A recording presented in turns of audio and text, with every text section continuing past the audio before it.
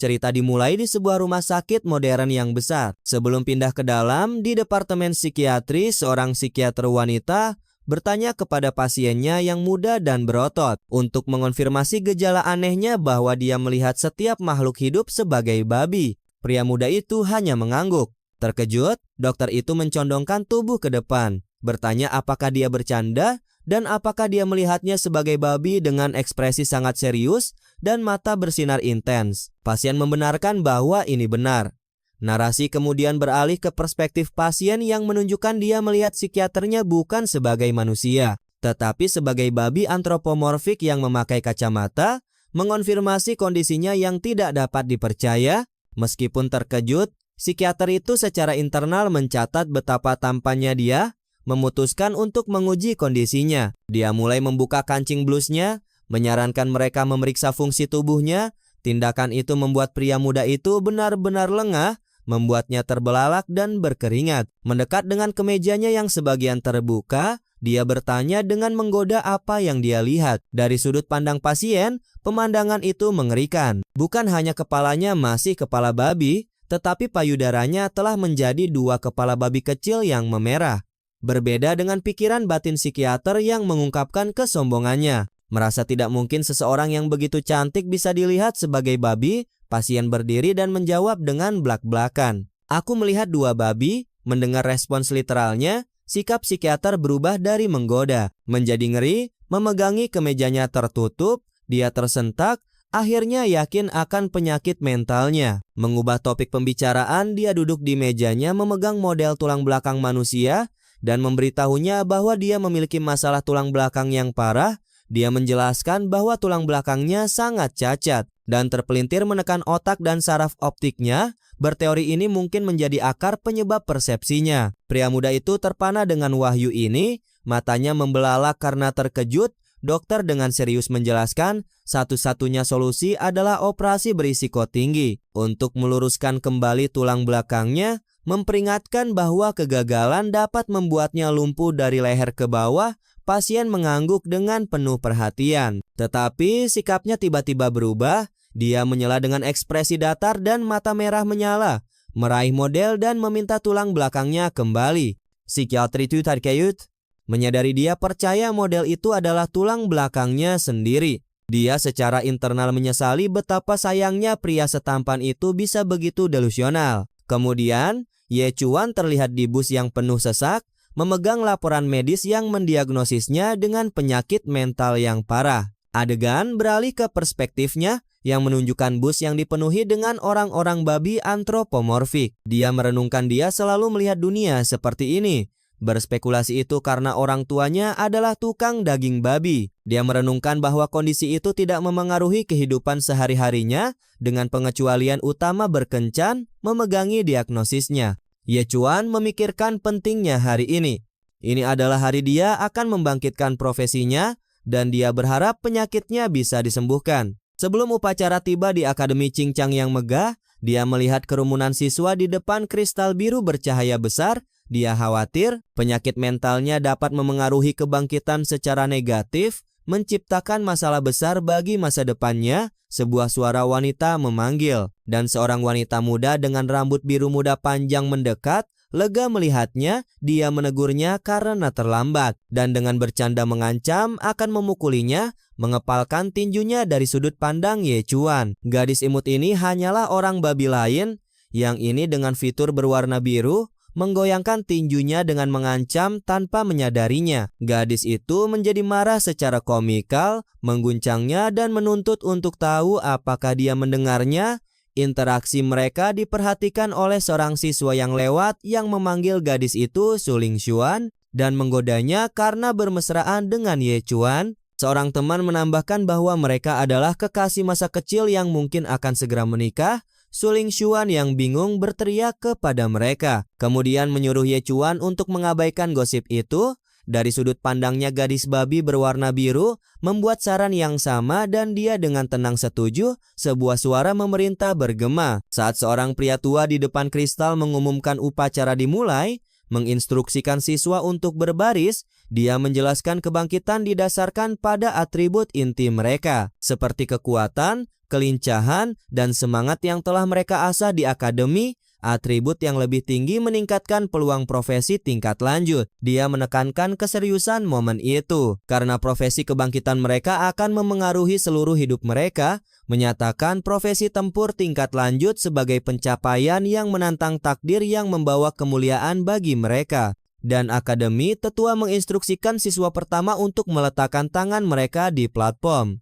Satu demi satu siswa melangkah maju. Seorang anak laki-laki berotot membangkitkan pekerja logam tingkat menengah, dan tanpa kecewa, yang lain membangkitkan penyembuh tingkat lanjut, sementara yang ketiga membangkitkan seorang insinyur junior. Dan pingsan dalam keputusasaan, siswa berikutnya, seorang pria muda berotot dengan rambut oranye kemerahan mendekati kristal saat tangannya bersentuhan. Itu meledak dalam cahaya keemasan yang cemerlang, mengungkapkan hasilnya profesi tipe tempur tingkat langka pendekar pedang tanpa bayangan. Tetua akademi tercengang, rahangnya ternganga, dia berseru tak percaya bahwa itu adalah profesi tingkat langka, dan para siswa tersentak kaget dan kagum. Tetua yang terungkap sebagai kepala sekolah berseri-seri dengan gembira dan meminta nama siswa itu.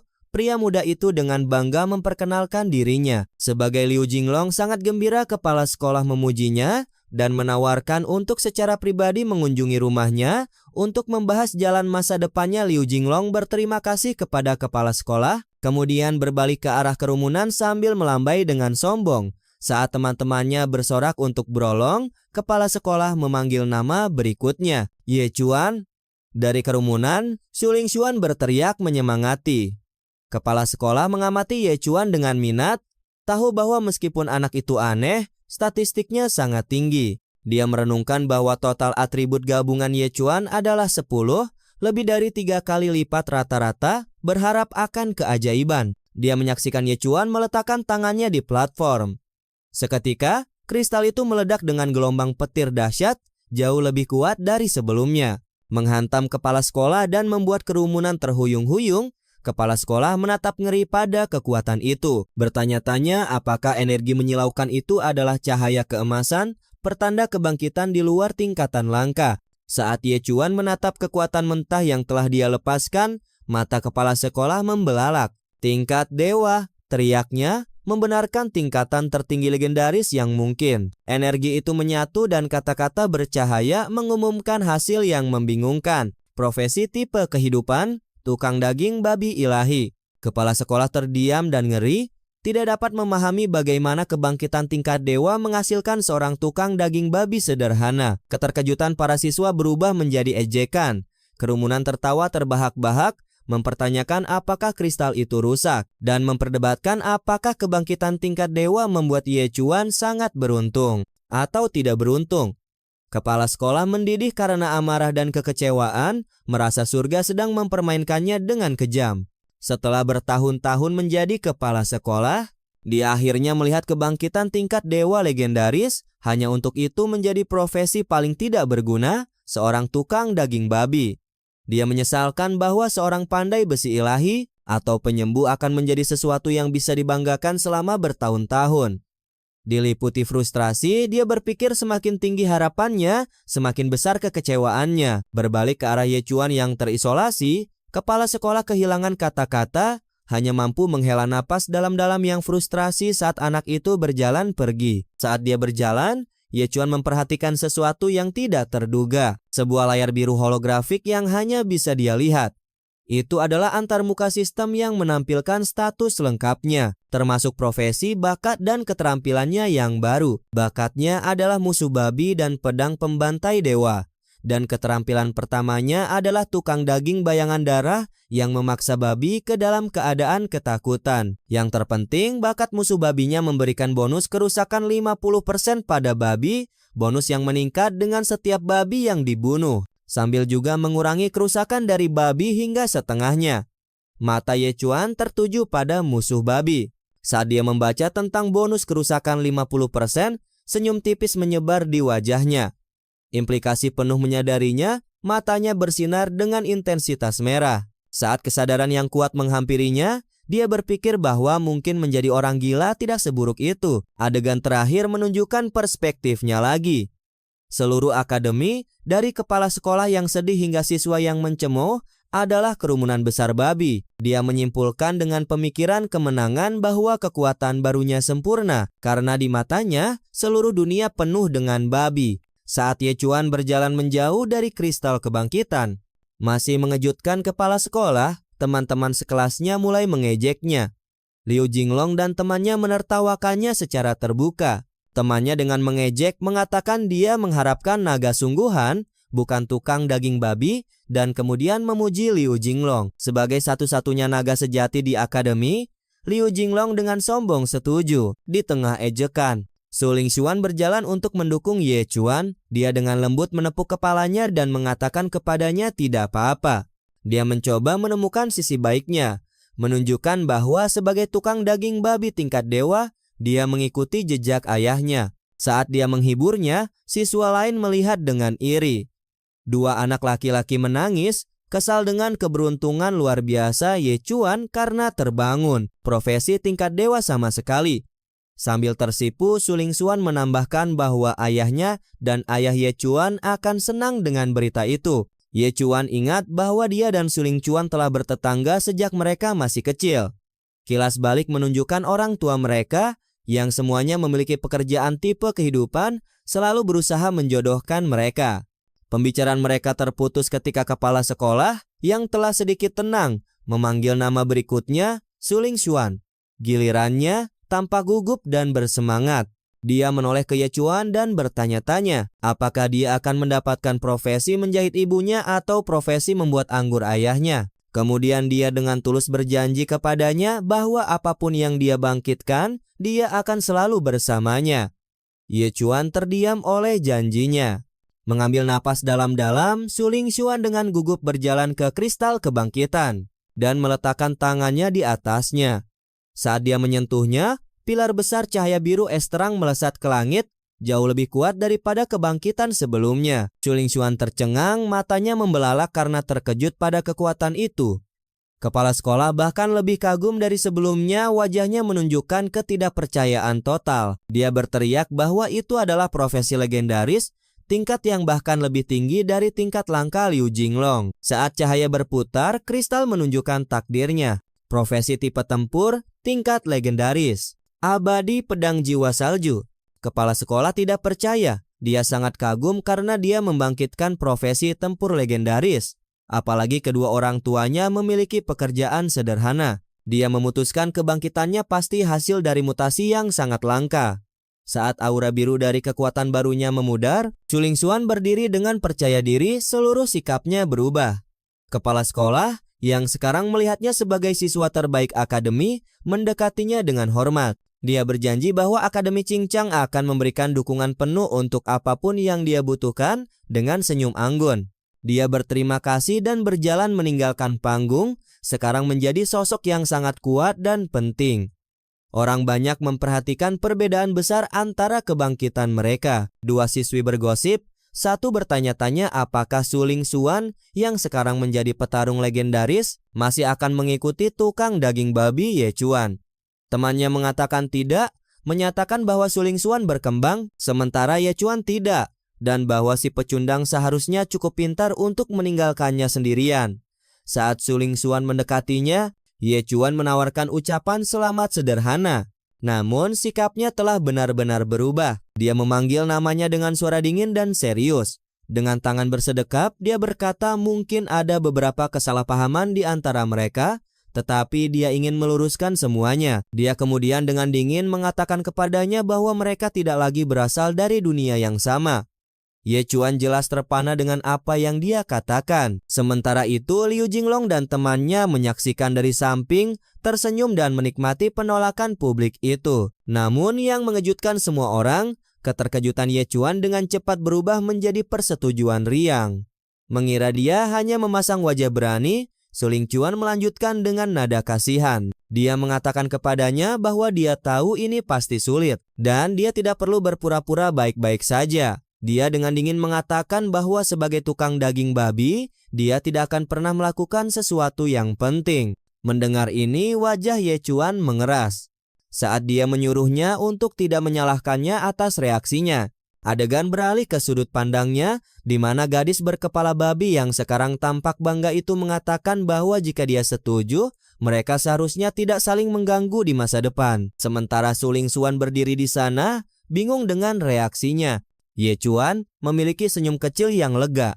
Pikirannya menunjukkan bahwa dia senang akhirnya bisa menyingkirkan si kepala babi. Dia kemudian berbalik untuk pergi, dengan santai mengatakan kepadanya bahwa dia akan pergi, yang membuatnya benar-benar terkejut. Melihat keadaan bingung Suling Xuan, Liu Jinglong berjalan mendekatinya dengan senyum sombong. Dia menawarkan untuk memberi pelajaran pada Ye Chuan untuk membantunya menghadapi kenyataan.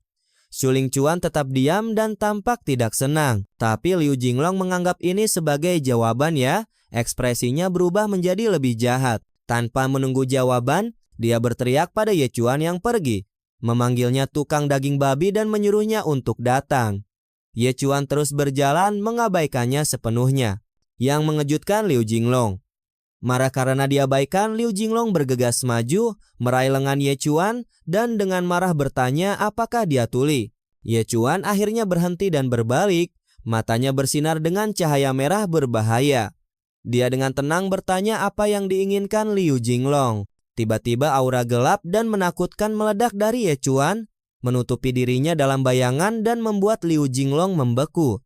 Kewalahan oleh tekanan yang kuat, Liu Jinglong berteriak dan tersandung mundur ketakutan. Sumber ketakutannya terungkap, Liu Jinglong terjebak dalam penglihatan menakutkan dari kemampuan Ye Chuan di benaknya. Dia melihat dirinya sebagai babi ketakutan yang diikat ke balok pemotongan. Ye Chuan menjulang di atasnya, matanya bersinar merah. Saat dia mengangkat pisau daging yang besar, Liu Jinglong membeku dengan ketakutan akan dibunuh. Penglihatan itu pecah dan kembali ke dunia nyata. Liu Jinglong berada di tanah, pucat dan berkeringat. Kerumunan tidak tahu tentang serangan mental itu, menertawakan kejatuhannya yang tiba-tiba. Temannya bergegas ke sisinya, bertanya apa yang terjadi. Tetapi Liu Jinglong hanya bisa menatap dengan panik. Dipermalukan dan marah, Liu Jinglong bangkit dan memelototi Ye Chuan. Dia dengan marah berteriak dan melayangkan pukulan kuat ke wajahnya. Namun, Ye Chuan bereaksi dengan kecepatan luar biasa. Dengan tatapan tenang dan mata yang bersinar, dia menangkis pukulan itu dengan tinjunya sendiri. Kedua tinju itu akan bertabrakan dengan tubuh Ye Chuan yang tertutup aura merah. Dampaknya langsung dan kuat. Liu Jinglong menarik diri sambil berteriak kesakitan, tangannya merah dan patah. Tulang-tulangnya tampaknya hancur oleh kekuatan blokade Ye Chuan. Hasil yang mengejutkan membuat semua orang, termasuk Suling Xuan dan teman Liu Jinglong benar-benar terpana. Mereka hanya bisa menatap, bertanya-tanya apa yang sedang terjadi. Sambil memegangi tangannya yang patah, Liu Jinglong berteriak tak percaya. Merasa tidak mungkin dia dikalahkan hanya oleh seorang tukang daging babi. Sebaliknya, Ye Chuan berdiri dengan tenang dalam aura merah yang berderak. Dia dengan dingin mengatakan bahwa sebagai tukang daging babi, masuk akal baginya untuk memiliki tangan yang kuat. Akhirnya menunjukkan sedikit dari kekuatan tersembunyi sejati profesinya. Saat Ye Chuan berdiri teguh, kerumunan menjadi gempar. Teman-teman Liu Jinglong mempertanyakan apa yang terjadi, menunjuk pada keadaan mengerikan tangan temannya. Penuh rasa sakit dan amarah, Liu Jinglong berteriak pada Ye Chuan, mengancam akan membunuhnya. Dia meraung sambil menyalurkan kekuatannya, menciptakan pedang energi berwarna sayan terang dengan pedang panjang kehampaannya di tangan kanannya. Melihat ini, para gadis yang bergosip di kerumunan yakin pertarungan sudah berakhir. Salah satu dari mereka berkata bahwa Liu Jinglong akhirnya serius, dan Ye Chuan pasti mati. Yang lain bertanya-tanya, mengapa seorang tukang daging babi berani melawan pengguna kelas tempur? Berharap dia meminta maaf saja ketika dia bisa. Kerumunan tahu pedang Liu Jinglong cukup kuat untuk memotong pipa baja. Membara karena malu dan ingin balas dendam, Liu Jinglong mengangkat senjatanya sambil berteriak bahwa dia akan melumpuhkan Ye Chuan. Namun, tepat saat dia hendak menyerang, udara menjadi dingin dan kepingan salju mulai berjatuhan. Es mulai terbentuk di sepanjang bilah pedang energinya. Embun beku menyebar dengan cepat menutupi tubuh Liu Jinglong dengan es dan membekukannya. Dia berjuang dengan ngeri karena tubuhnya tidak bisa bergerak. Dia menoleh dengan susah payah dan menatap Suling Xuan dengan marah, bertanya mengapa dia masih membantu Ye Chuan. Suling Xuan berdiri dengan tangan bersedekap dikelilingi oleh aura dingin yang kuat. Dengan kehadiran dingin dia menyuruh mereka berhenti menatap mereka berdua. Dia menjelaskan bahwa dia tidak ingin melihat mereka berkelahi karena dirinya. Adegan itu mundur memperlihatkan mereka bertiga berdiri terpisah di plaza. Suling Xuan menatap Ye Chuan untuk terakhir kalinya.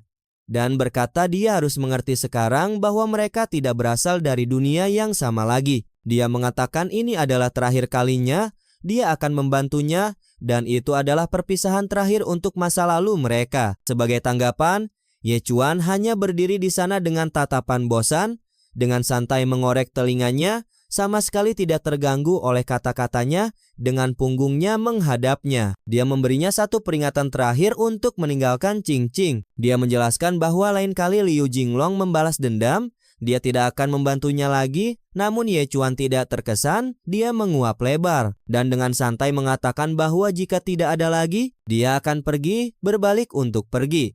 Kedua gadis yang bergosip yang menonton menjadi bingung, saling berkata bahwa anak laki-laki itu tidak menganggap serius situasi yang serius. Adegan berubah dan Ye Chuan sekarang berjalan sendirian di jalan kota. Saat senja, jalannya terganggu oleh seorang wanita dengan seekor anjing besar yang tampak jahat.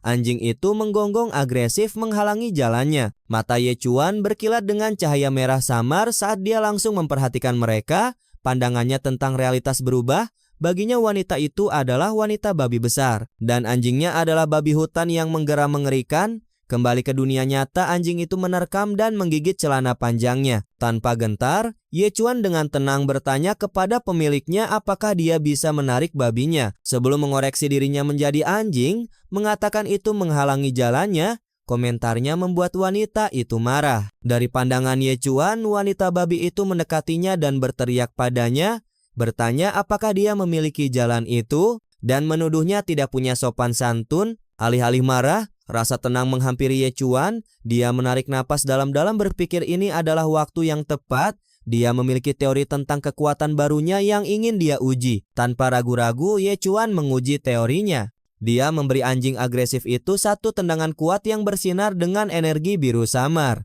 Tendangan itu langsung fatal. Pemiliknya menyaksikan dengan ngeri saat roh anjing itu melayang dari tubuhnya. Dia berteriak putus asa memanggil hewan itu putranya. Segera pemberitahuan sistem biru muncul dalam penglihatan Ye Chuan, mengonfirmasi kerusakan tambahannya telah meningkat sebesar 1%. Menatap pesan itu dengan mata lebar bersinar, dia memastikan teorinya benar. Kemampuan musuh babinya bekerja pada makhluk apapun yang dia lihat sebagai babi. Pemilik yang marah menerekamnya. Wajahnya dipenuhi amarah. Dia berteriak bahwa dia adalah seorang pembunuh karena membunuh putranya dan mengancam akan melawannya sampai mati. Tanpa gentar, Ye Chuan hanya menyatakan bahwa dia adalah seorang psikopat. Untuk membuktikannya, dia dengan tenang mengeluarkan diagnosis medisnya yang menunjukkan kata psiko di atasnya dengan ekspresi dingin. Dia bertanya, apakah ada hal lain? Jika tidak, dia akan pergi. Wanita itu ketakutan, dia pikir dia telah bertemu dengan seorang psikopat sungguhan, dan bahwa jika dia bisa membunuh anjingnya, dia bisa dengan mudah membunuhnya. Sikap agresifnya menghilang. Memasang senyum paksa, dia dengan cepat mengatakan kepadanya itu bukan apa-apa dan mendoakan yang terbaik untuknya. Cerita beralih ke rumah Ye Chuan. Di dalam, dia disambut oleh orang tuanya, ayahnya yang berotot, Ye Qiuyan, tertawa dan bertanya apakah dia benar-benar menjadi tukang daging babi, sementara ibunya tersenyum lembut. Ye Chuan membenarkannya, ayahnya sangat gembira menariknya ke dalam pelukan bangga, dia memanggilnya anak bau, dan mengatakan dia senang Ye Chuan menirunya, percaya itu bagus untuk menjadi tukang daging babi yang jujur, dia merasa hidup ini lebih baik daripada berkelahi dan membunuh, dan memberitahu Ye Chuan bahwa dia akan membawanya ke rumah jagal keesokan harinya.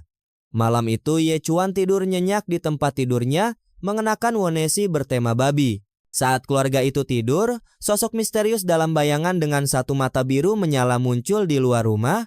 Sosok itu muncul di jendela kamar tidur orang tuanya. Sosok bayangan yang wajahnya dibungkus perban mengungkapkan ketidakpercayaannya bahwa putra Ghost Cry adalah tukang daging babi sederhana. Dia kemudian bertanya kepada ayah Ye Chuan, jika anak laki-laki itu benar-benar putranya dalam kegelapan, Mata Ye Qiuyan terbuka, dia bangun dan terlihat jauh lebih tangguh dari sebelumnya. Dia memperingatkan sosok itu untuk tidak mengganggu keluarga mereka lagi, mengancam untuk menjadi kurang sopan lain kali. Sosok bayangan itu menasihatinya untuk tidak marah. Sepertinya sudah memastikan apa yang dicari.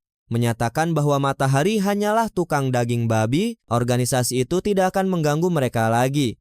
Sosok misterius itu menghilang ke dalam kegelapan. Keesokan harinya Ye Qiuyan membawa putranya ke rumah jagal keluarga.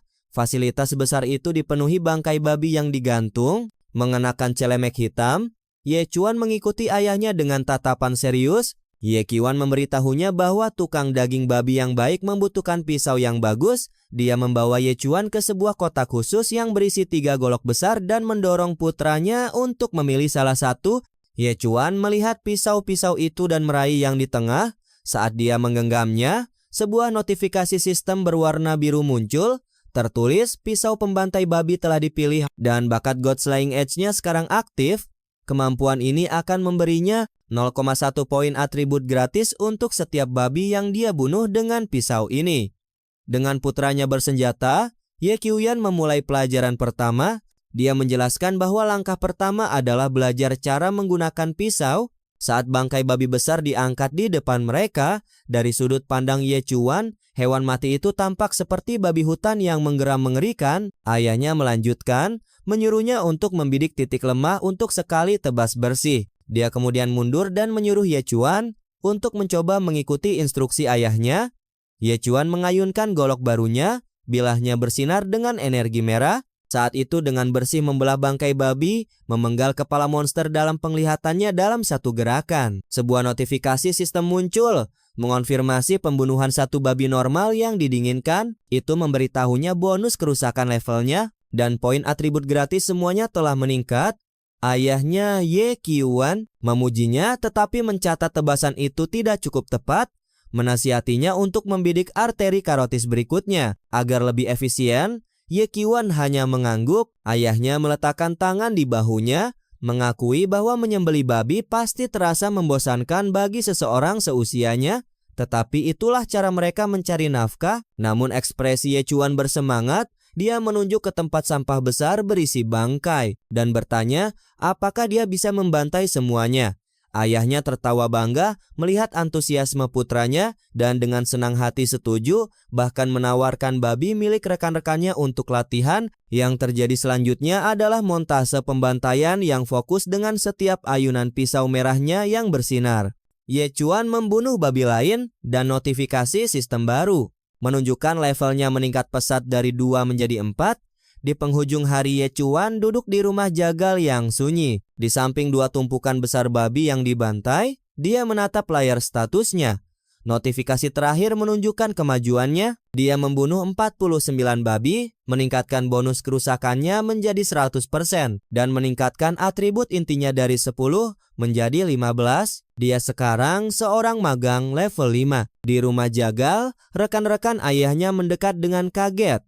Seorang tukang daging bertanya kepada Ye Qiuyan, apakah itu putranya? Mengatakan dengan tidak percaya bahwa anak laki-laki itu tampaknya kecanduan membantai babi dan baru saja menyelesaikan semua pekerjaan mereka selama seminggu. Ye Qiuyan terkekeh bangga, tidak terkejut dengan pekerjaan putranya. Dia dengan bangga mengatakan itu sudah bisa diduga karena putranya adalah tukang daging babi ilahi. Sementara itu Ye Chuan memegang pisau barunya. Merenungkan kemajuannya, dia merasa nyaman memegang senjata itu dan memutuskan sudah waktunya untuk meninggalkan rumah jagal dan melihat apa yang ditawarkan dunia luar. Keesokan harinya Ye Chuan membawa ransel, siap untuk pergi. Di dunia ini monster berbahaya adalah hal yang umum. Umat manusia hidup dalam federasi yang terbagi menjadi 9 distrik dan kota Qingcheng berada di tepi distrik ke-5. Ye Chuan tiba di gerbang batu besar dengan perbatasan terukir di atasnya. Jalan keluar dari kota menuju alam liar yang berbahaya. Tepat saat dia akan lewat, seorang penjaga kota menghentikannya. Penjaga itu memperingatkannya bahwa dengan profesi tipe kehidupan, dia hanya diizinkan untuk pergi 1 kilometer dari kota. Dia menekankan bahwa jika dia melakukan perjalanan lebih jauh, hidupnya akan dalam bahaya. Ye Chuan tampak bertekad hanya mengangguk mengabaikan peringatan penjaga. Ye Chuan menjelajah jauh ke dalam hutan gelap perbatasan. Saat dia berjalan, suara gemerisik di semak-semak menarik perhatiannya. Tiba-tiba makhluk hijau kecil dengan seringai jahat melompat dari bayang-bayang dengan belati kecil, mengeluarkan teriakan perang melengking saat menerjang ke arahnya. Ye Chuan dengan tenang mengidentifikasi monster itu sebagai goblin. Melihat peluang, mata Ye Chuan bersinar merah. Dia memutuskan untuk menguji keterampilan Blood Shadow Butcher-nya. Sebuah notifikasi sistem mengonfirmasi keterampilan itu aktif, efeknya instan, tatapan agresif goblin berubah menjadi teror murni, dan itu dilumpuhkan oleh aura pembunuh yang tiba-tiba. Dengan goblin membeku, Ye Chuan dengan mudah menghindar dan dalam satu gerakan cepat mengayunkan pisaunya dan menebas makhluk itu. Notifikasi sistem lain muncul. Ini mengonfirmasi pembunuhan seekor babi goblin yang kedinginan. Sama seperti babi lainnya, level dan bonus kerusakannya meningkat. Dia menyadari bahwa semakin kuat babi yang dia bunuh, semakin besar manfaat yang dia dapatkan di hutan gelap. Saat memeriksa layar statusnya, dia menyadari sesuatu di sekelilingnya di hutan. Puluhan pasang mata hijau menyala telah muncul. Dia teringat akan peringatan dari seorang mantan guru. Jika kau melihat satu goblin, itu berarti sekelompok besar sudah menandaimu. Alih-alih menunjukkan rasa takut, Ye Chuan justru terlihat hampir senang dengan pisaunya yang siap. Dia berkomentar bahwa sepertinya dia akan naik level lagi. Dengan bersemangat, dia menantang babi goblin untuk menyerang dengan teriakan perang. Para goblin menyerbunya dari segala sisi. Apa yang terjadi selanjutnya bukanlah perjuangan, melainkan pertunjukan pembantaian yang luar biasa. Ye Chuan bergerak seperti angin puyuh. Pisaunya bersinar saat dia dengan mudah menebas goblin demi goblin. Tak lama kemudian, hanya satu goblin yang tersisa gemetar ketakutan. Saat golok Ye Chuan tergantung di atas kepalanya dengan mata merah menyala, Ye Chuan menatap makhluk yang ketakutan itu dengan senyum gelap. Goblin terakhir berbalik untuk lari. Tapi sudah terlambat. Setelah membunuh seluruh kelompok, Ye Chuan mengikuti jejak mereka dan segera tiba di pintu masuk gua gelap yang besar. Dia menduga ini pasti sarang goblin. Suara jeritan dan pertempuran segera bergema dari dalam gua. Pemandangan di dalamnya adalah pembantaian mutlak. Lantai gua dipenuhi dengan mayat puluhan goblin yang terbunuh. Ye Chuan telah memusnahkan seluruh sarang sendirian. Dia berdiri dengan tenang dan melihat pemberitahuan sistem baru. Layar menunjukkan levelnya telah meningkat ke peringkat 6 magang. Atributnya telah melonjak menjadi 25 dan bonus kerusakan musuh bebuyutan babinya sekarang plus 120%. Saat Ye Chuan berdiri di gua goblin yang sunyi, suara aneh dari jauh di dalam menarik perhatiannya. Dia dengan cepat menoleh ke arah suara itu, yang sepertinya berasal dari balik barikade kayu kasar. Tanpa ragu Ye Chuan memberikan tendangan kuat yang menghancurkan papan kayu. Siluet itu dibingkai oleh cahaya merah yang mengancam saat dia melangkah ke area yang baru dibuka. Di dalam, dia membuat penemuan yang mengerikan. Seorang wanita muda dengan rambut pirang pendek diikat dengan tali merah. Dia disumpal dan ketakutan. Di sekelilingnya ada dua goblin kecil seperti bayi yang menangis minta susu. Mata wanita yang ditawan itu dipenuhi air mata saat dia melihat calon penyelamatnya. Pikirannya adalah permohonan putus asa untuk bantuan. Gadis tawanan yang ketakutan itu gemetar, terikat dan disumpal di bagian belakang gua goblin. Ye Chuan mendekatinya dan mengangkat pisau pembunuh babi yang bersinar. Berpikir dia adalah ancaman lain. Gadis itu memejamkan mata rapat-rapat, diam-diam memohon untuk hidupnya. Dalam kilatan cahaya merah, Ye Chuan mengayunkan pedangnya. Pedang itu bergerak dalam busur yang tepat, bukan untuk menyakitinya, tetapi untuk memotong talinya. Sambil membunuh dua goblin bayi di sampingnya, terbebas tetapi terkejut oleh tindakan kekerasan itu, gadis itu menjerit ketakutan. Ye Chuan berjongkok dan dengan tenang menyuruhnya untuk berhenti berteriak, memberitahunya bahwa semua goblin sekarang sudah mati. Tatapan ketakutan gadis itu beralih ke samping di mana dia melihat bayi goblin yang terbunuh, dan akhirnya mengerti bahwa dia menyelamatkannya. Diliputi kelegaan. Dia melingkarkan lengannya di sekitar Ye Chuan yang tampak tidak nyaman. Dia berterima kasih padanya berulang kali karena telah menyelamatkannya, menjelaskan bahwa dia akan diperkosa oleh para goblin. Bingung dengan pelukan itu, Ye Chuan dengan canggung mengatakan bahwa dia tidak datang ke sini untuk menyelamatkannya. Menarik diri, gadis itu melihat ke gua yang dipenuhi dengan mayat goblin yang terbunuh. Dia bertanya apakah dia yang membunuh mereka semua. Kagum dengan kekuatannya, dia bertanya apakah dia memiliki profesi tipe tempur. Mengabaikan pertanyaannya, Ye Chuan hanya berbalik dan mulai berjalan keluar dari gua. Dia memanggilnya, menanyakan namanya. Tanpa menoleh ke belakang, dia memberikan jawaban sederhana, Ye Chuan, setelah membebaskan tawanan. Ye Chuan mengarahkannya ke arah kota. Dia kemudian berbalik dan berjalan kembali ke hutan gelap untuk melanjutkan jalannya sendiri. Namun dia segera menyadari bahwa dia tidak sendirian. Dia berhenti dan berbalik untuk menemukan gadis yang diselamatkan itu. Dengan malu-malu mengikutinya dari balik pohon. Ye Chuan tiba-tiba muncul tepat di depannya, membuatnya sangat terkejut. Dia dengan agresif menanyainya, menuntut untuk mengetahui mengapa dia mengikutinya, dan menuduhnya sebagai mata-mata goblin. Gadis itu ketakutan dengan penampilannya yang tiba-tiba, dan pisaunya dengan cepat menyangkalnya, menjelaskan. Dia terlalu takut untuk kembali ke kota sendirian. Melihat ketakutannya, Ye Chuan tenang dan menanyakan namanya. Dan apa yang dia lakukan di perbatasan, gadis itu memperkenalkan dirinya sebagai Xiananan. Dia menjelaskan bahwa ulang tahun ibunya dalam beberapa hari, dan dia datang ke hutan berharap untuk menemukan bunga bulan darah langka sebagai hadiah, tetapi ditangkap oleh goblin. Dia kemudian mengusulkan kesepakatan. Jika dia membantunya menemukan bunga bulan darah, dia akan membantunya menemukan pandai besi terbaik di Cincang untuk menempa pisau baru untuknya.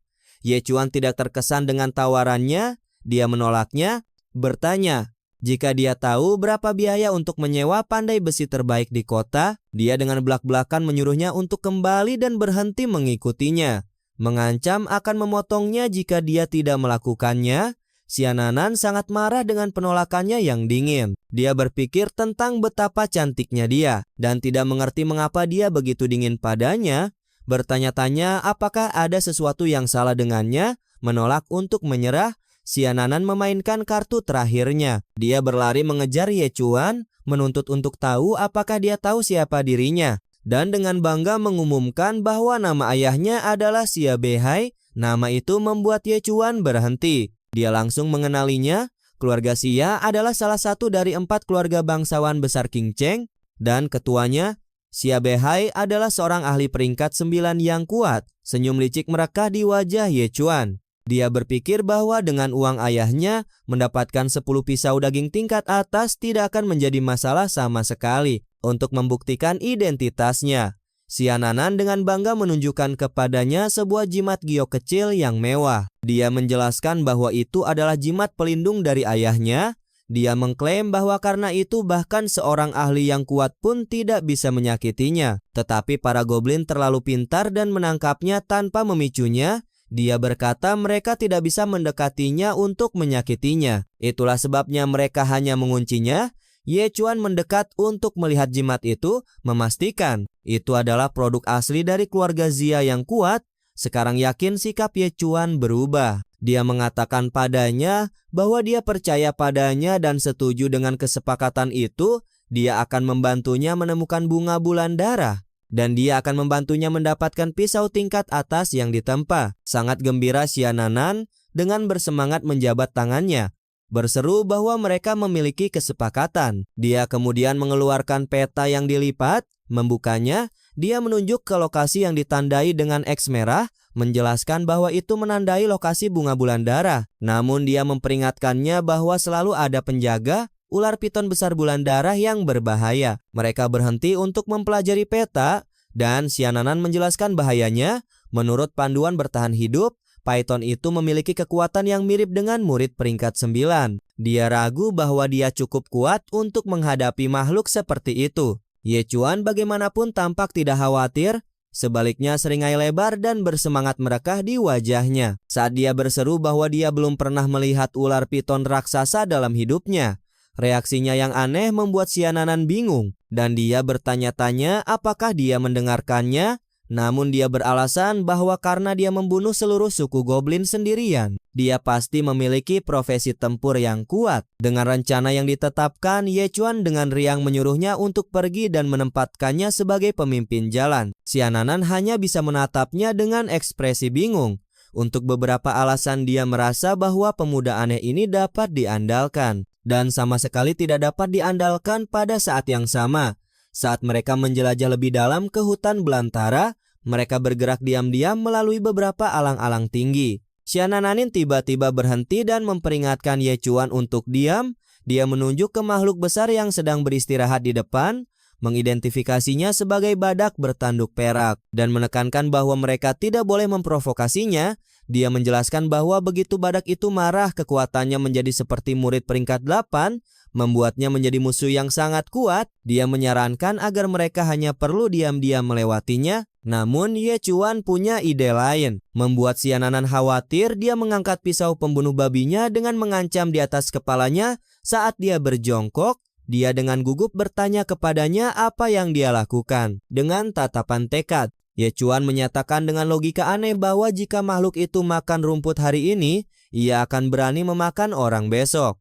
Jadi itu tidak bisa dibiarkan hidup.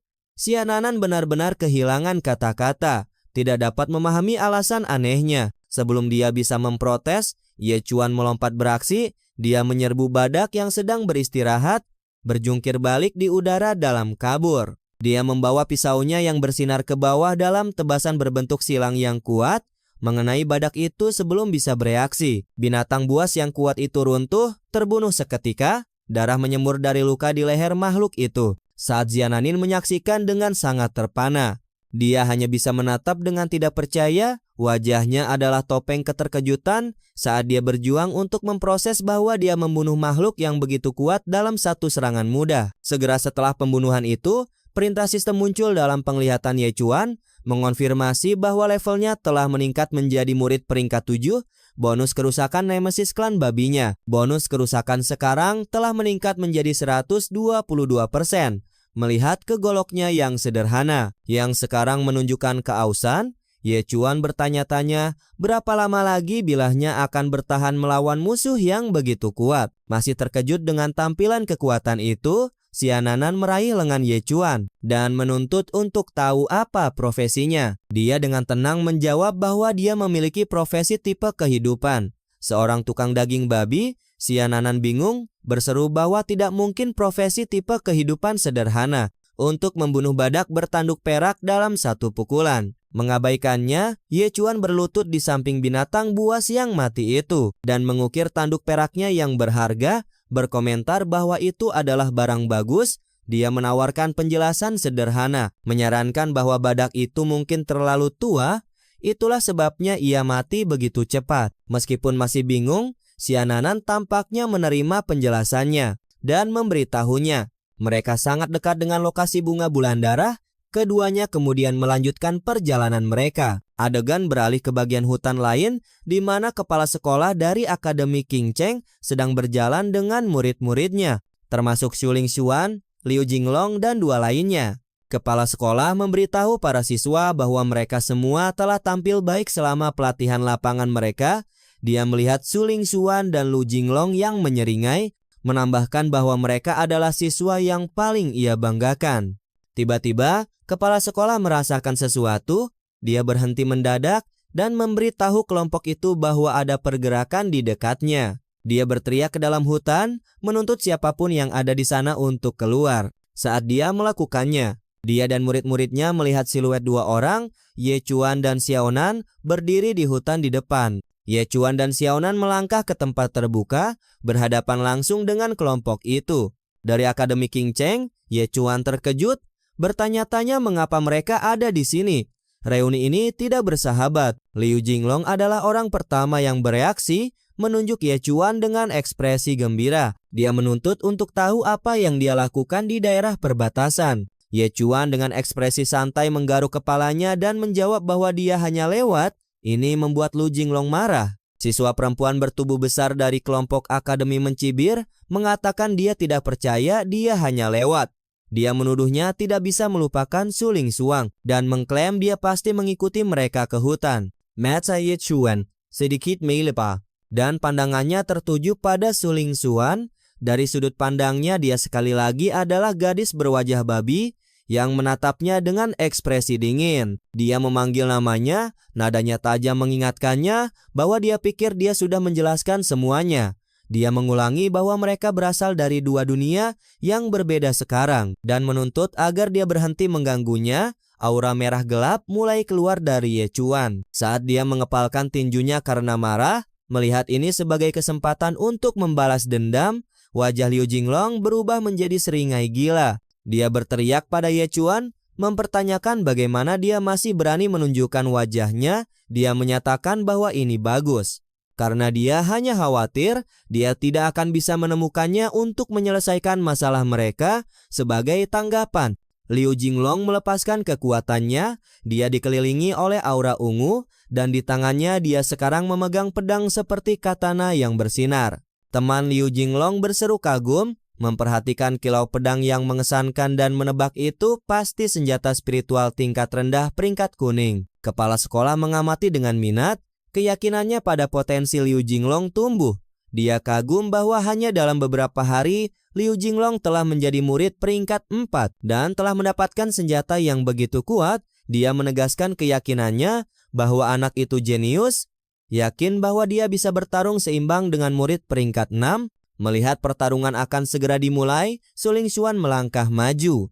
Dia mengingatkan Ye Chuan bahwa dia telah memperingatkannya untuk meninggalkan cincang dan mengatakan bahwa kali ini dia tidak akan membantunya. Berdiri di samping Ye Chuan, Xiaonan yang tersipu dan khawatir bertanya apakah dia punya dendam dengan orang-orang ini. Mengabaikan ancaman itu, Ye Chuan tampaknya lebih tertarik pada senjata itu. Dia menoleh ke Xiaonan dan dengan tenang bertanya berapa harga senjata spiritual tingkat rendah peringkat kuning. Terkejut dengan pertanyaannya yang aneh, dia tergagap bahwa itu mungkin bisa dijual seharga beberapa ratus ribu dan kemudian mempertanyakan apakah dia memahami keseriusan situasi tersebut. Sementara itu, Liu Jinglong memelototi Ye Chuan. Pikirannya dipenuhi dengan ingatan akan penghinaannya di masa lalu.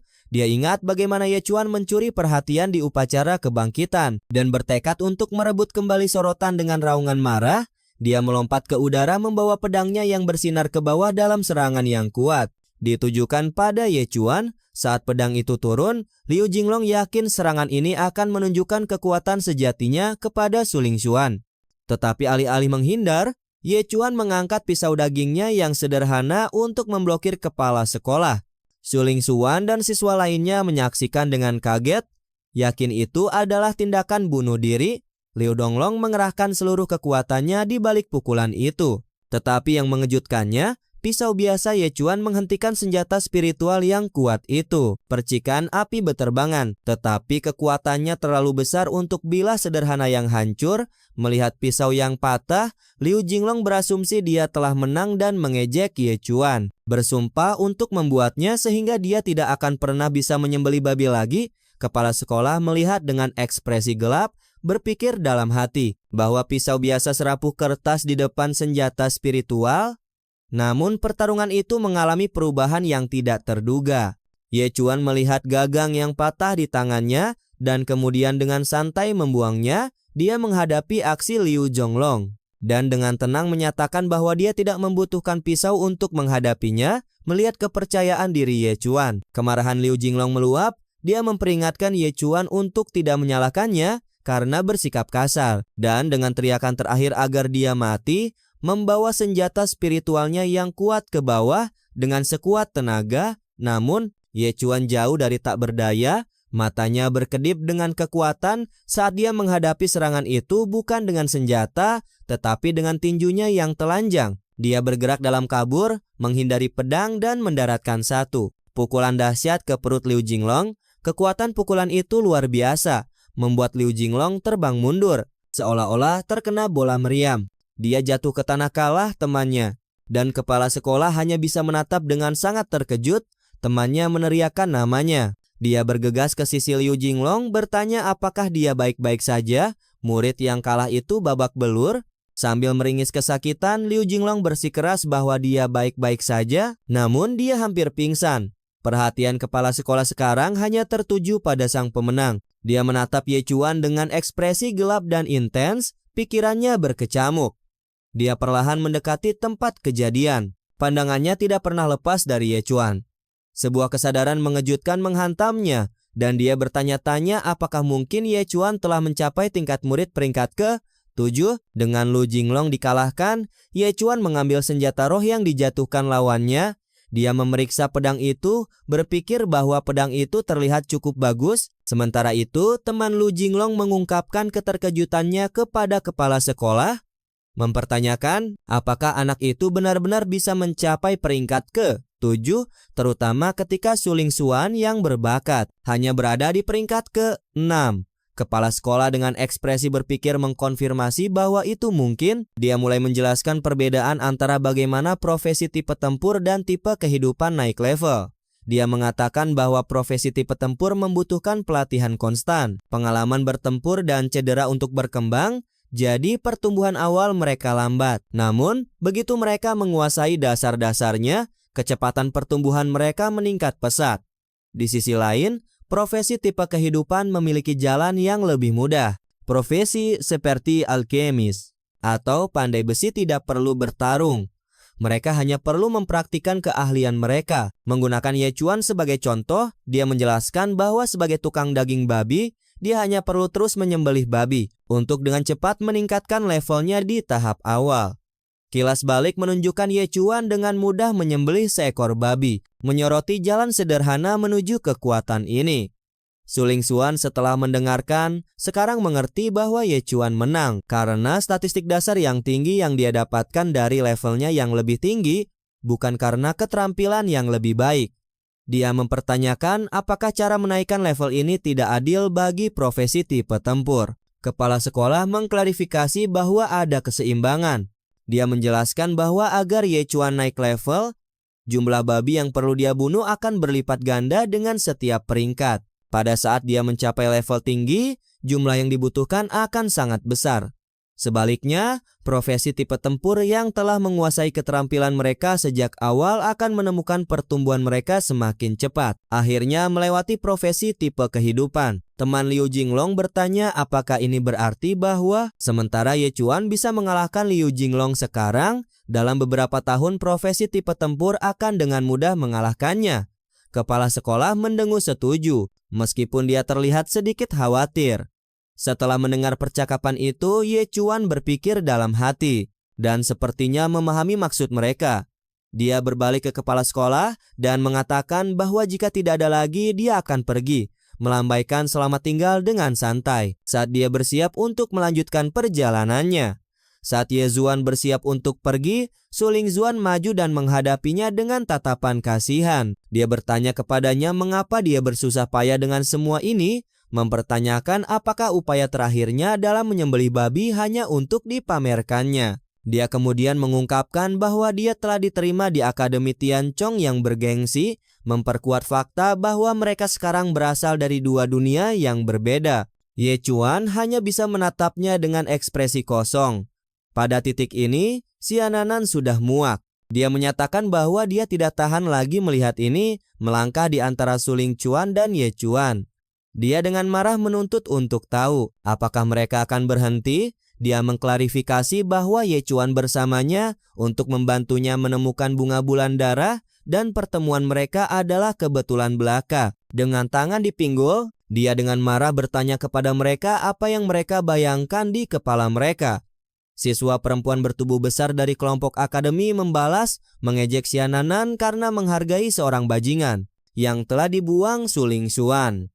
Teman Liu Jinglong menambahkan penghinaannya sendiri, mengklaim bahwa Ye Chuan adalah ahli dalam merayu wanita. Dia berkomentar tentang seberapa cepat dia telah menemukan gadis baru, menyebut mereka pasangan yang sempurna, muak dengan ejekan mereka. Kesabaran Xiananan habis.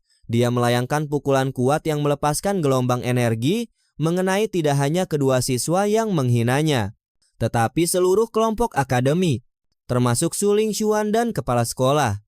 Kepala sekolah yang lengah ditinggalkan dengan bekas tangan merah di pipinya, bertanya-tanya mengapa dia memukulnya juga. Xiananan berdiri di samping Ye Chuan yang tabah, tinjunya mengepal marah. Su Lingxuan memegangi pipinya yang memerah, menatapnya dengan tidak percaya, dengan marah mempertanyakan bagaimana dia berani memukulnya. Amarahnya berkobar dan tubuhnya diselimuti aura biru es dari kekuatan abadi pedang jiwa saljunya. Dia menghunus pedangnya dan dengan tatapan marah bertanya kepada Jiananan apakah dia ingin mati saat Suling Xuan bersiap untuk menyerang. Xianaan tetap menantang. Dia mengangkat jimat pelindung keluarganya, simbol yang jelas dari latar belakangnya yang kuat, dan menantang siapapun untuk mencoba menyentuhnya. Pemandangan jimat itu segera menghentikan semua orang. Kepala sekolah khususnya berkeringat gugup, mengenali token dan kekuatan yang diwakilinya. Dia langsung turun tangan, meraih lengan Suling Xuan, dan berteriak agar dia berhenti. Dia menjelaskan bahwa dia sekarang mengenali gadis itu sebagai nona muda dari keluarga Xia yang kuat. Seluruh sikapnya berubah dari memerintah menjadi ramah. Dia berbalik ke Xiananan dengan ekspresi meminta maaf, dan bertanya apa yang sedang dilakukannya di sana. Jenanon sedang tidak ingin basa-basi. Dia mengabaikan pertanyaannya, menyatakan bahwa dia bisa pergi kemanapun dia mau. Dia kemudian membalikkan keadaan, mengkritiknya atas kualitas yang buruk dan tata krama murid-muridnya. Kepala sekolah hanya bisa menundukkan kepalanya meminta maaf, mengakui bahwa itu adalah kesalahannya dan berjanji untuk mendisiplinkan mereka sepenuhnya ketika mereka kembali. Tetapi Xiananan belum selesai. Dia menunjuk Suling Xuan dengan jari menuduh dan menuntut agar kepala sekolah menyuruhnya meminta maaf kepada Ye Chuan. Hal ini membuat Suling Xuan terkejut, pikirannya berputar dengan kesadaran bahwa gadis ini adalah putri dari Xia Beihai yang hebat. Dan dia tidak mengerti mengapa orang dengan status tinggi seperti itu mau bersama Ye Chuan. Kepala sekolah putus asa untuk tidak menyinggung keluarga Xia, dengan tegas memerintahkan Suling Xuan untuk segera meminta maaf. Terpojok dan dipermalukan, Suling Xuan menawarkan permintaan maaf yang enggan dan pelan kepada Ye Chuan. Matanya menunduk, namun di dalam hatinya, wajahnya adalah topeng kemarahan murni. Dia diam-diam bersumpah bahwa keluarga Xi akan membayar penghinaan ini. Merasa sudah cukup dengan drama ini, Ye Chuan memberitahu Xiananan bahwa mereka harus pergi. Saat mereka berbalik untuk pergi, Liu Jinglong yang kalah, yang masih tergeletak di tanah, berteriak agar mereka berhenti. Dia menuntut agar Ye Chuan mengembalikan senjata spiritualnya. Ye Chuan dengan pedang curian di punggungnya menoleh ke belakang dengan seringai. Dia mengejek Liu Jinglong, menantangnya untuk datang dan mengambilnya kembali sendiri. Jika dia bisa, menyatakan bahwa dia siap untuk bertarung kapan saja. Xiananan menjulurkan lidahnya mengejek rival yang kalah, Liu Jinglong, yang hanya bisa memegangi dadanya. Mendidih karena marah saat Ye Chuan berjalan pergi, Liu Jinglong meneriakkan ancaman terakhir yang penuh amarah, menyuruhnya untuk menunggu saja. Setelah meninggalkan kelompok akademi, Ye Chuan dan Xiananan melanjutkan pencarian mereka. Mereka menjelajah melalui lanskap berbatu.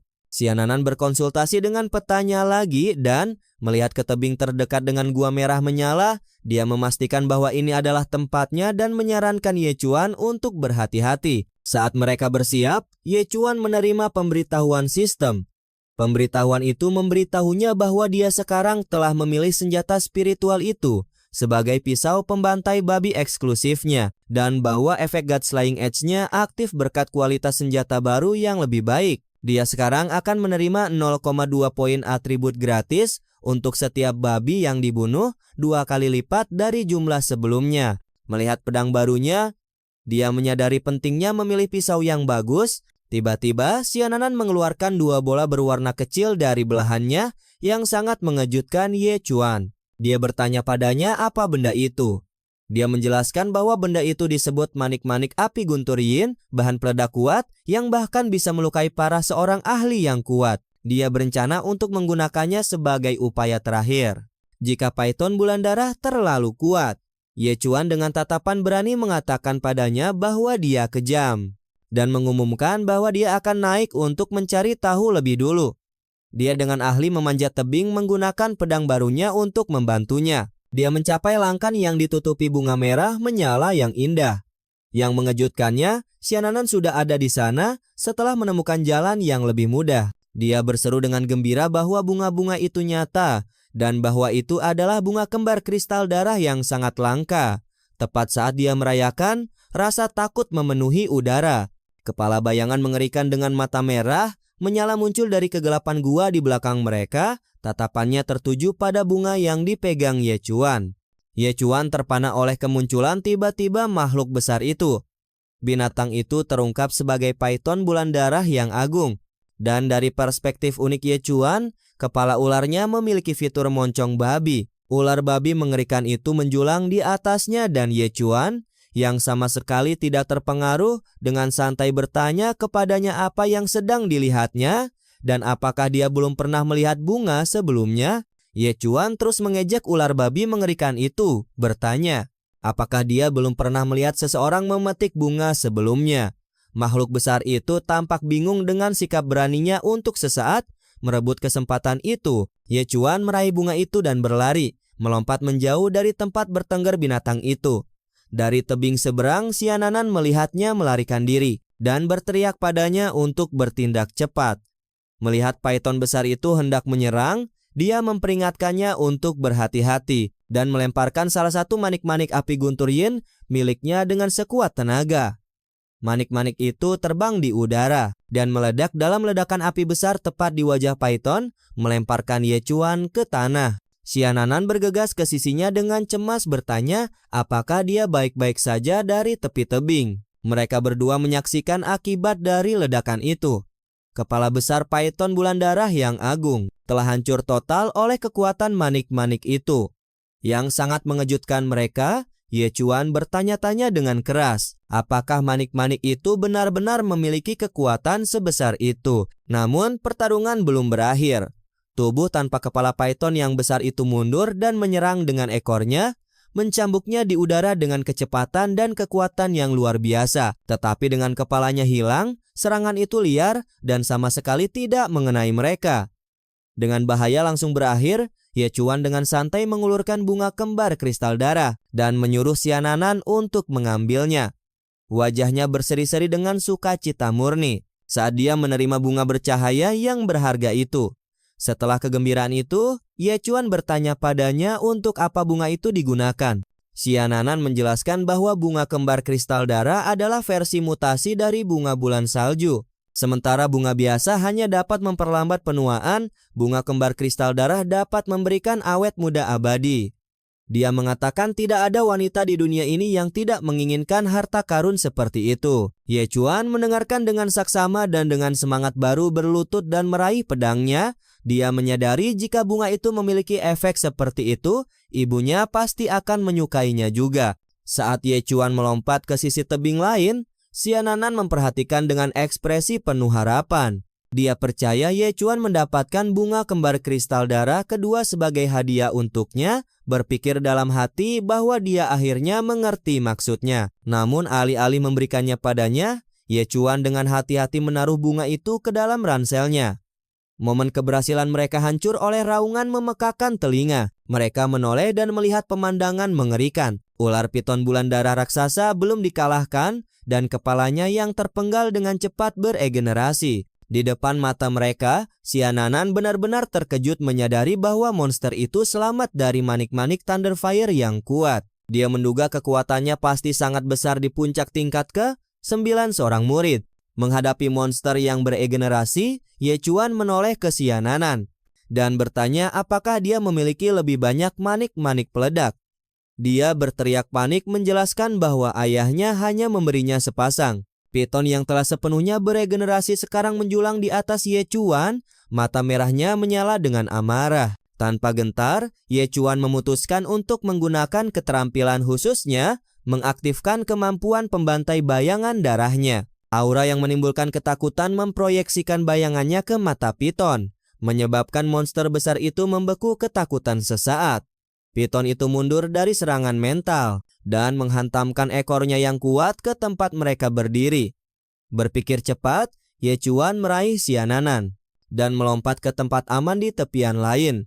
Dia kemudian memarahinya, menuntut untuk tahu mengapa dia hanya berdiri di sana dan tidak lari.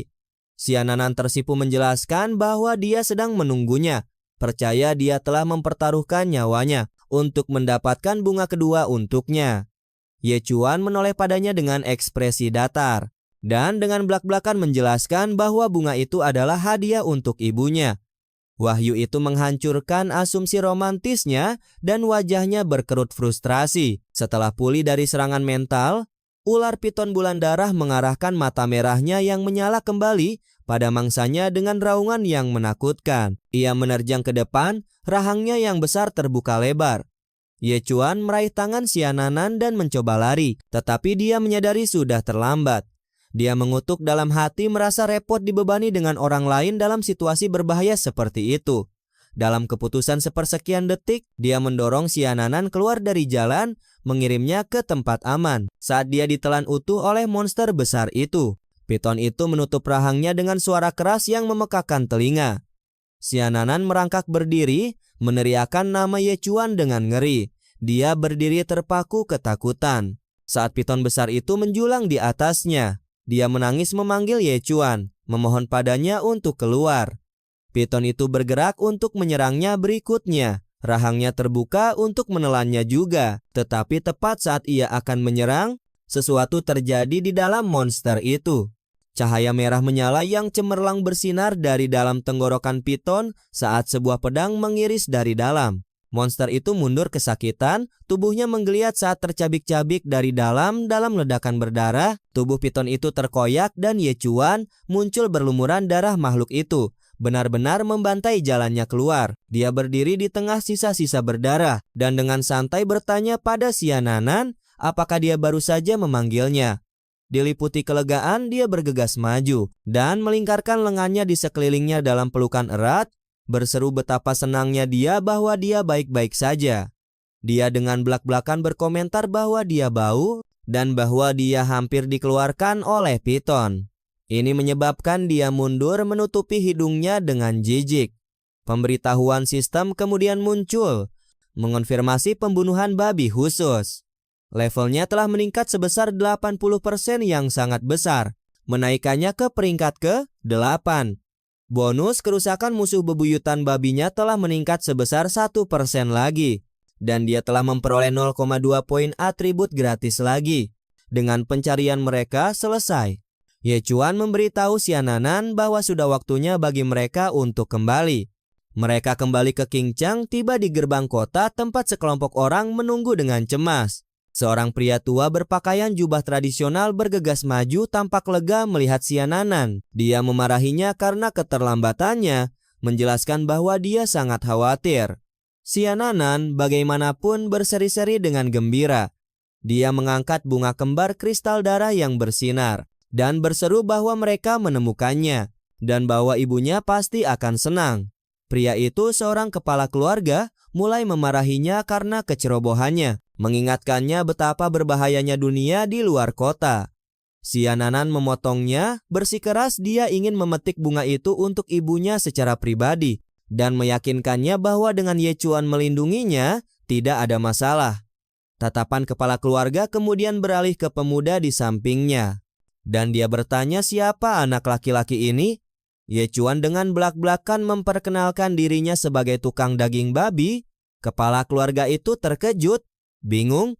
Dia tidak mengerti mengapa nona muda dari keluarga Xia akan memilih orang bodoh dengan profesi tipe kehidupan sederhana untuk melindunginya di tanah berbahaya.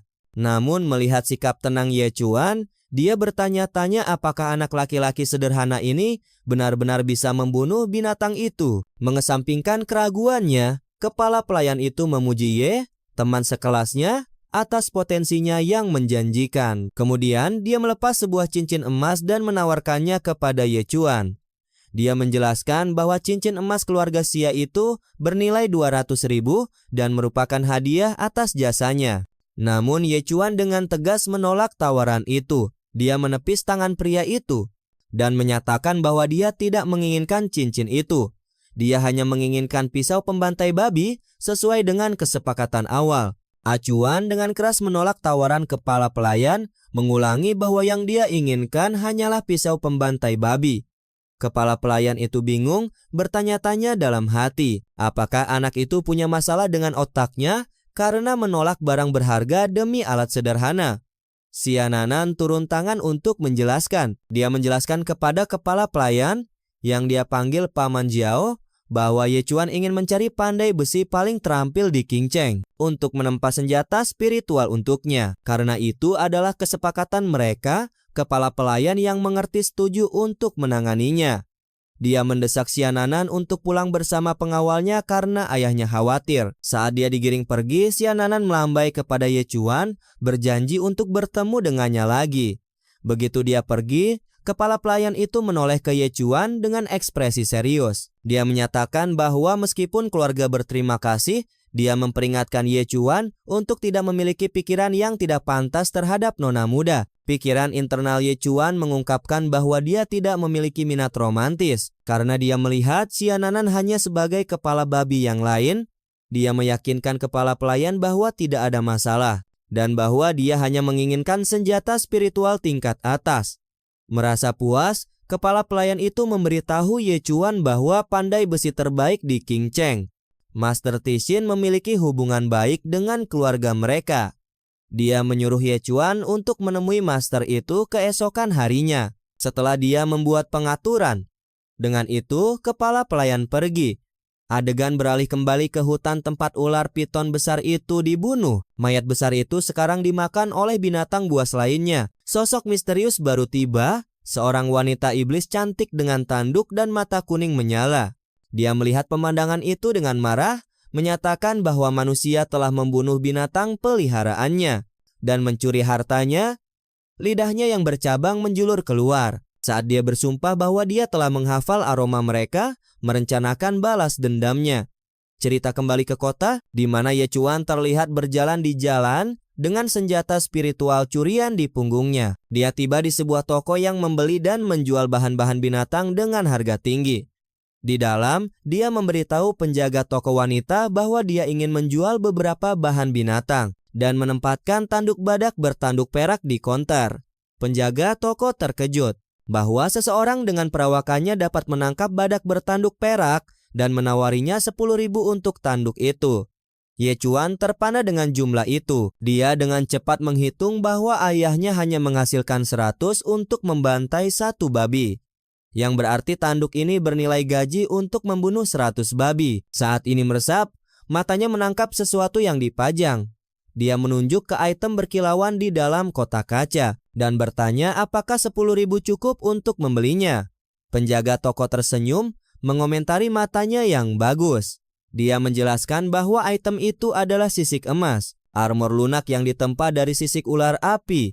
Dia memuji kekuatan pertahanannya dan kemampuannya untuk menjaga pemakainya tetap hangat. Namun dia dengan menyesal memberitahunya bahwa harganya 150.000. Ye Chuan terkejut lagi, berseru bahwa ayahnya harus membantai 1.500 babi. Untuk mendapatkan sebanyak itu, yang membingungkan penjaga toko. Berpikir cepat, Ye Chuan bertanya apakah dia bisa menukarnya. Dia menempatkan senjata spiritual, dia mengambil dari Liu Jinglong di konter, mengejutkan penjaga toko yang mengenalinya sebagai senjata spiritual peringkat kuning. Dia dengan antusias menyetujui perdagangan itu, menyatakan itu lebih dari cukup. Dia dengan cepat memasangkannya dengan armor baru, berkomentar bahwa itu tampak dibuat khusus untuknya. Secara internal, penjaga toko itu tertarik. Dia beralasan bahwa untuk seorang pria muda memiliki begitu banyak barang berharga, dia pasti memiliki profesi tempur tingkat tinggi. Dia memutuskan bahwa jika dia bisa merayu orang bodoh ini, dia mungkin tidak perlu khawatir selama sisa hidupnya. Melaksanakan rencananya, dia mendekatinya menyesuaikan armor. Dia mengatakan kepadanya biasanya ada biaya penanganan 10.000 untuk pertukaran. Tetapi karena dia sangat tampan, dia akan menghapusnya. Dari sudut pandang Ye Chuan, wanita itu telah berubah menjadi orang babi yang merona dan menggoda. Dia mendekat dan menanyakan profesinya. Benar-benar tidak menyadari, dia dengan belak-belakan menjawab bahwa dia adalah tukang daging babi. Penjaga toko itu terdiam, tergagap, seorang tukang daging babi. Cerita kembali ke rumah keluarga Ye. Ye Chuan mempersembahkan bunga kembar kristal darah yang bersinar kepada ibunya. Dia terpana mengenali item langka itu dan mempertanyakan bagaimana dia mendapatkannya.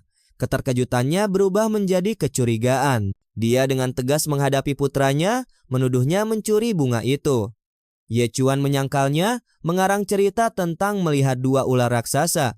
berkelahi dan menemukan bunga di tanah.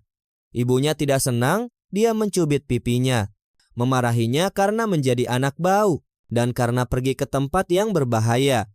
Dia mengingatkannya tentang risiko, mempertanyakan bagaimana keluarga sederhana tukang daging babi dapat menangani masalah di alam liar. Dia melarangnya untuk pergi lagi. Ye Chuan dengan lemah lembut setuju, berjanji untuk tidak begitu gegabah di masa depan. Dari ambang pintu, ayahnya Ye Qiuyan mendengar dan tertawa bangga. Momen itu hancur ketika suara agresif berteriak dari luar menuntut agar Ye Qiuyan keluar. Ye Qiuyan membuka pintu dan menemukan dua pria yang mengintimidasi. Pemimpinnya, seorang pria dengan rambut merah runcing, menghadapinya, menuduh putranya mencuri senjata spiritual putranya sendiri. Ye Qiuyan terkejut mengenali pria itu sebagai Liu Xing. Dia mencoba menenangkan situasi dengan gugup menyapa pria itu sebagai saudara Lu dan menyarankan pasti ada kesalahan. Pikiran Ye Chuan mengungkapkan bahwa Liu Xing adalah teman masa kecil yang sekarang menjadi ahli transenden peringkat 6 yang terkenal.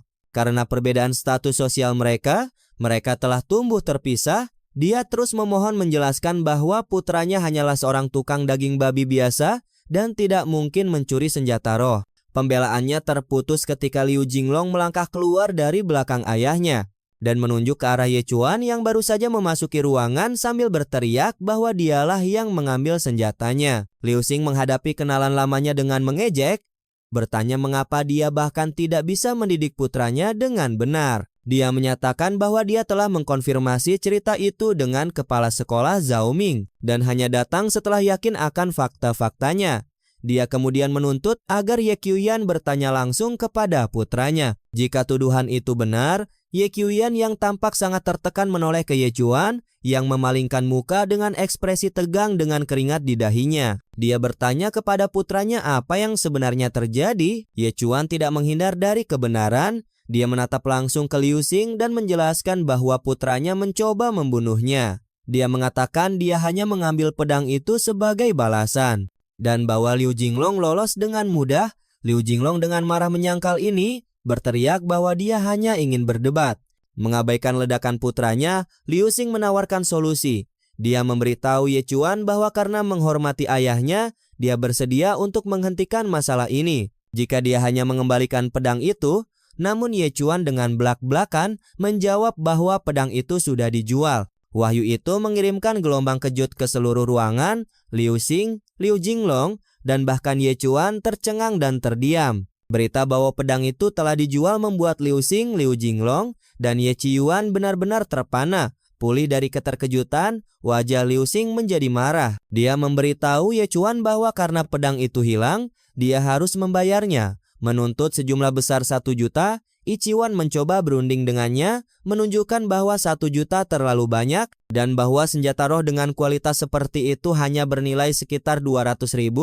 Liu Xing tidak tertarik untuk berbicara. Dia melepaskan aura ungu yang menakutkan untuk mengintimidasi mereka, menjelaskan bahwa dia tidak bertanya. Dia menyuruh mereka, ketakutan Ye Chuan dengan cepat setuju untuk membayar hutang itu, tetapi menjelaskan mereka akan membutuhkan waktu untuk mengumpulkan uang sebanyak itu. Liu Xing memberi mereka setengah bulan untuk mendapatkan dana tersebut.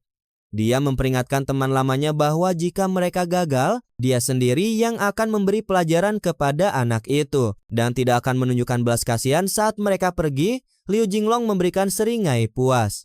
Kembali di dalam rumah mereka, orang tua Ye Chuan putus asa. Ibunya bertanya kepada Ye Chuan apa yang akan mereka lakukan dan menyarankan agar dia mencoba memohon belas kasihan kepada teman masa kecilnya. Ye Chuan tampak kalah, mengatakan dia akan mencoba membawa beberapa daging babi sebagai permintaan maaf.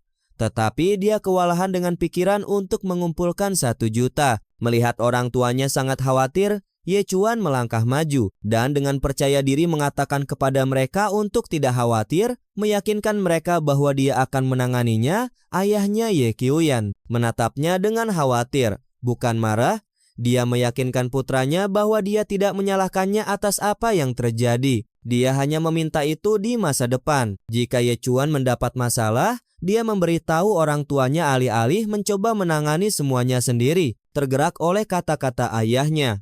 Ye Chuan memutuskan dia harus membuat senjata roh barunya secepat mungkin. Dia percaya bahwa begitu dia lebih kuat, Liu Xing tidak akan lagi menjadi ancaman. Namun, tepat ketika masalah langsung tampaknya ditangani, ibunya menatapnya dengan curiga. Dia bertanya kepadanya, apakah dia menyembunyikan sesuatu?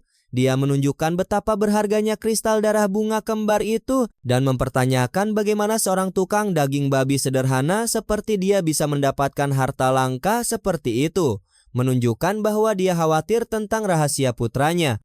Memutuskan dia tidak bisa lagi menyembunyikan kebenaran, Ye Chuan membuat pengakuan yang sulit. Dia memberitahu mereka bahwa dia tidak normal, membuat kedua orang tuanya tampak terkejut dan khawatir. Ibunya yang benar-benar salah paham melompat ke kesimpulan yang mengejutkan. Dengan mata lebar yang khawatir, dia bertanya kepada putranya. Jika rahasianya adalah dia tidak menyukai wanita, saran itu membuat Ye Chuan dengan ekspresi datar yang kesal, mencoba menjadi orang tua yang suportif. Ibunya dengan lembut menepuk pipinya dan mengatakan kepadanya bahwa dia sangat berpikiran terbuka.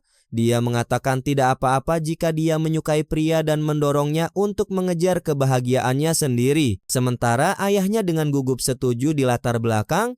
Ayahnya kemudian menambahkan nasihat yang membingungkan bahwa tidak apa-apa selama dia menjauh darinya. Meninggalkan Ye Chuan benar-benar bingung. Frustrasi Ye Chuan mengklarifikasi bahwa dia tidak menyukai pria atau wanita. Dia akhirnya menjelaskan kebenaran yang sebenarnya. Dia memiliki penyakit mental yang menyebabkan dia melihat setiap makhluk hidup sebagai babi. Adegan segera beralih ke perspektifnya, mengkonfirmasi kata-katanya saat orang tuanya sekarang muncul.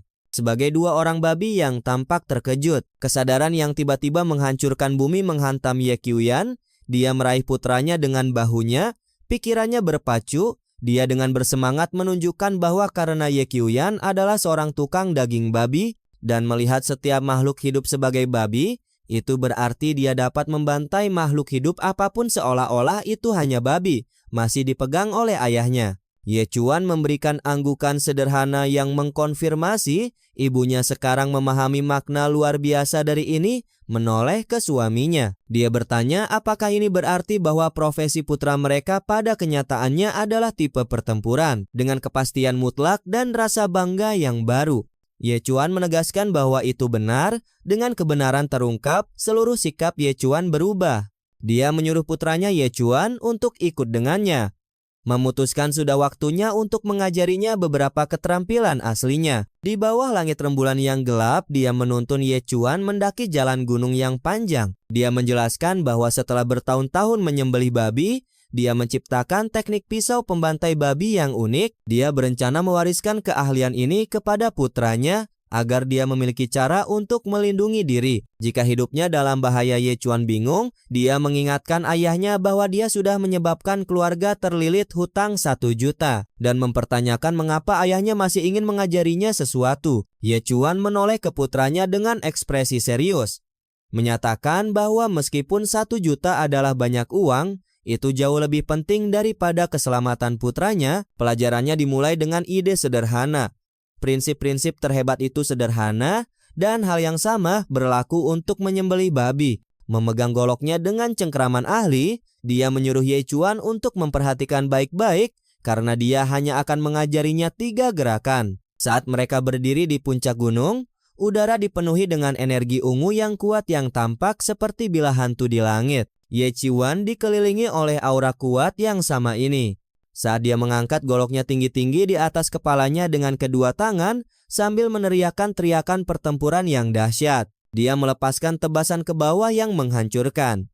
Kekuatan dari satu serangan itu begitu besar sehingga tampak merobek lanskap, memperlihatkan pemandangan bulan purnama yang menakjubkan dan kosmos berbintang di dalam kehampaan. Ye Chuan hanya bisa menatap dari bawah dengan wajah penuh keterkejutan. Dia benar-benar terpana oleh kekuatan luar biasa yang baru saja ditunjukkan oleh ayahnya. Seorang pria yang dia kira hanyalah seorang tukang daging babi sederhana. Setelah serangan itu, Ye Chuan dengan tenang menoleh ke putranya yang tercengang dan menyebutkan teknik yang baru saja dia saksikan. Dia menyebutnya pisau pertama. Bintang Yin tanpa jeda Ye Qiuyan mengumumkan pisau kedua. Dia meluncurkan dirinya ke udara dengan goloknya bersinar dengan energi Saiyan. Dia berputar dalam gerakan yang cair dan kuat, melepaskan gelombang energi horizontal besar yang mengiris udara. Serangan ini sangat kuat, tampaknya memotong bulan di kehampaan kosmik menjadi dua. Masih benar-benar terpana. Ye Chuan berteriak kepada ayahnya, menuntut untuk mengetahui bagaimana dia melakukan hal yang mustahil. Mendarat dengan anggun Ye Chi, Yuan menjelaskan bahwa itu hanyalah ilusi. Serangan itu mendistorsi ruang di sekitar mereka yang pada gilirannya membiaskan cahaya dan menipu mata. Dengan seringai percaya diri, dia bersiap untuk menunjukkan kepada putranya gerakan ketiga dan terakhir. Alih-alih menggunakan pisaunya, dia menyalurkan energi merah yang menakutkan ke dalam tinjunya. Dia melepaskan pukulan ke bawah yang menghancurkan sambil meneriakkan nama teknik terakhir, matahari pemusnah. Dampaknya menciptakan ledakan besar, ledakan cahaya keemasan yang menyilaukan yang terpancar keluar. Cahaya yang kuat memaksa Ye Chuan untuk melindungi matanya. Kewalahan, dia bertanya kepada ayahnya, apakah teknik ini benar-benar dimaksudkan untuk menyembelih babi? Mempertanyakan babi jenis apa yang membutuhkan kekuatan seperti itu untuk dibunuh. Ayahnya hanya menyuruhnya untuk tidak terlalu banyak bertanya, meyakinkannya bahwa dia pada akhirnya akan menemukan kegunaan untuk apa yang dia pelajari dengan rasa tujuan yang baru. Ye Chuan berjanji untuk belajar dengan giat Ye Chuan, kemudian bertanya kepada Ye Chuan di mana pisau pembantai babinya. Ketika Ye Chuan menjelaskan bahwa itu rusak dalam pertarungannya dengan Liu Jinglong, ayahnya menyerahkan goloknya sendiri, menyuruhnya untuk menggunakannya. Untuk saat ini Ye Chuan mengambil senjata itu, tetapi langsung terkejut dengan beratnya yang luar biasa, berjuang hanya untuk menahannya tegak. Saat ayahnya berbalik untuk pergi, Ye Chuan bertanya-tanya bagaimana ayahnya telah menyembelih babi dengan alat yang begitu berat sepanjang hidupnya. Ditinggalkan sendirian di puncak gunung, Ye Chuan memulai pelatihannya. Dengan susah payah dia mengangkat golok berat itu dan mencoba melakukan gerakan pertama Bintang Yin. Namun berat senjata itu terlalu berat baginya dan dia kehilangan keseimbangan, jatuh ke tanah dari kejauhan ayahnya mengawasinya berlatih. Pikiran batin Ye Chuan mengungkapkan potensi tersembunyi sejati dari keterampilannya. Dia berpikir dalam hati bahwa suatu hari nanti, ketika putranya yang konyol mencapai alam Feng Huang yang legendaris, 3 gerakan pisau sederhana ini akan cukup kuat untuk membunuh bahkan dewa dan abadi. Ye Chuan menghabiskan sepanjang malam berlatih keras di puncak gunung. Dia mencurahkan seluruh energinya untuk menguasai golok berat itu, mengayunkannya berulang-ulang dengan teriakan tekad, mendorong tubuhnya hingga kelelahan, sampai keringat menutupi wajahnya. Saat matahari terbit, dia akhirnya ambruk ke rumput. Benar-benar kelelahan setelah beberapa saat dia memaksa dirinya untuk duduk. Masih terengah-engah dan memegang senjata berat itu, tubuhnya sakit. Tekadnya dipicu oleh ingatan akan kekhawatiran ayahnya. Ekspresi dan ancaman Liu Xing mendorongnya untuk melanjutkan dengan raungan putus asa terakhir. Dia mengerahkan seluruh sisa kekuatannya ke dalam satu upaya terakhir. Meneriakkan nama teknik itu, Bintang Yin. Kali ini dia berhasil. Dia melepaskan gelombang energi yang kuat yang merobek tanah, menghancurkan bebatuan, dan mengirimkan gelombang kejut yang begitu kuat. Itu mengejutkan sekawanan burung di gunung yang jauh. Dia berdiri terengah-engah, dikelilingi oleh aura biru samar. Kelelahan tetapi berhasil, senyum kemenangan kecil menyebar di wajahnya. Saat dia melihat hasilnya, sebuah luka dalam yang besar terukir di puncak gunung. Sebuah notifikasi sistem berwarna biru muncul mengonfirmasi kemajuan luar biasanya. Melalui malam pelatihannya, dia telah naik ke tingkat murid peringkat 9. Atribut intinya, kekuatan, kelincahan, dan spirit, semuanya melonjak menjadi 55. Skill darah jagal bayangan miliknya telah mencapai level 2. Dan yang terpenting, dia telah berhasil mempelajari skill baru ayahnya yang kuat. Yin Star. Cerita beralih ke ruang rumah sakit tempat peralatan medis berbunyi. Ye Chuan terbaring tidak sadarkan diri di ranjang, benar-benar kelelahan setelah sesi latihan intensnya. Di kantor terdekat, ibunya duduk bersama seorang dokter wanita. Wajahnya dipenuhi kekhawatiran. Saat dia bertanya apakah putranya baik-baik saja, dokter psikiater yang sama dari awal meyakinkannya. Dia menjelaskan bahwa Ye Chuan baik-baik saja dan hanya pingsan karena kelelahan setelah aktivitas fisik yang sangat berat semalaman. Mendengar ini, ekspresi ibunya menjadi gelap karena amarah. Dia menyalahkan suaminya, Ye Chuan, dalam hati karena telah mendorong anak mereka terlalu keras, dan bersumpah untuk membuatnya membayar. Dokter melanjutkan analisisnya sambil melihat catatannya. Dia menjelaskan bahwa berdasarkan asam laktat di tubuhnya, tampaknya dia melakukan 1000 sit-up, 1000 push-up, dan 1000 squat dalam satu malam. Terlebih lagi, dia menambahkan bahwa dia juga tampaknya telah berlari sejauh 100 km penuh. Ibu Ye Chuan tidak percaya, bertanya kepada dokter apakah dia bercanda dan bagaimana mungkin manusia manapun melakukan begitu banyak dalam satu malam. Dokter dengan tenang menjawab bahwa sementara orang normal tidak akan pernah bisa melakukannya, mengingat kondisi mental Ye Chuan. Dia merasa itu bisa dipercaya. Penjelasan ini hanya memicu amarah ibunya. Dia melompat berdiri, menyebut suaminya bajingan, dan dengan marah menyatakan bahwa dia akan pulang untuk memukulinya begitu parah sehingga dia tidak akan mengenali ibunya sendiri. Dia keluar dari kantor dengan membanting pintu. Ditinggal sendirian, dokter merenungkan betapa luar biasanya stamina fisik Ye Chuan. Menyadari jumlah latihan itu akan membunuh orang biasa, senyum menggoda bermain di bibirnya.